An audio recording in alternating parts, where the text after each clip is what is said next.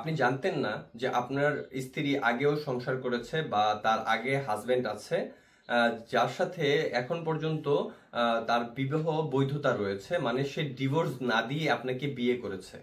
অর্থাৎ আপনাকে সম্পূর্ণ তথ্যটা গোপন রেখেই আপনার সাথে বিবাহ বন্ধনে আছে এবং সংসার করছে। এই ধরনের সমস্যায় আমরা অনেকেই পড়ে থাকি। তো সেই ক্ষেত্রে আইন কি বলছে এবং আপনি কিভাবে প্রতিকার পেতে পারেন? সাম্প্রতিক সময়ে এমন একটি ঘটনা আমার চোখেই ধরা পড়েছিল। এক ভদ্রলোক বিয়ে করেছে, 1 বছর যাবৎ সংসারও করছে। তার পরবর্তী সময় সে জানতে পেরেছে যে তার স্ত্রী এর আগেও একটি সংসার ছিল এবং ওইখানে সে 3 বছর সংসার করে তার কাছে এসেছে এবং এই তথ্যটা সে সম্পূর্ণ গোপন রেখেছে।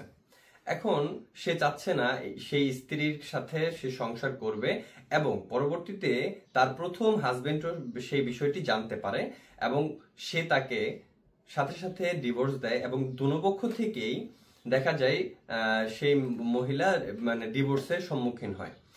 তো আপনি এর ডিভোর্স তো দিবেন, এটা তো স্বাভাবিক। এর পাশাপাশি কিন্তু দণ্ডবিধির 494 এবং 495 ধারা অনুসারে আপনি কিন্তু সেই মহিলার এগেনস্টে মামলাও করতে পারেন। কারণ আপনার সাথে যা হয়েছে তা কিন্তু সম্পূর্ণরূপে একটি প্রতারণা। এই ধরনের সমস্যায় যাতে অন্য কেউ না পড়ে তার জন্য কিন্তু এই ধরনের প্রতারক নারীদেরকে আপনারা কিন্তু আইনের আশ্রয় দিতে পারেন। তার জন্য আপনি অবশ্যই একজন বিজ্ঞ আইনজীবীর সাথে